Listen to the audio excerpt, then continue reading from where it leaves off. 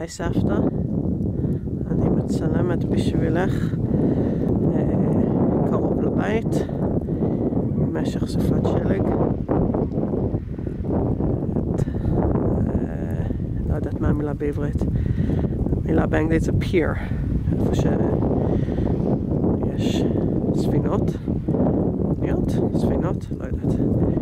אבל זה נחשב האזור עובד. מפה יוצאות הסירות של דייגות. אבל כרגע יש לנו קצת שלג. אז לא דייגים היום. הם דייגים עם שלג, אבל גם שבת היום. אז כולם בבית כנסת. אז רציתי שתראה קצת את העולם שלי. אני מתה על סופות שלג. אני כל כך אוהבת לבוא לכאן כשיורד שלג.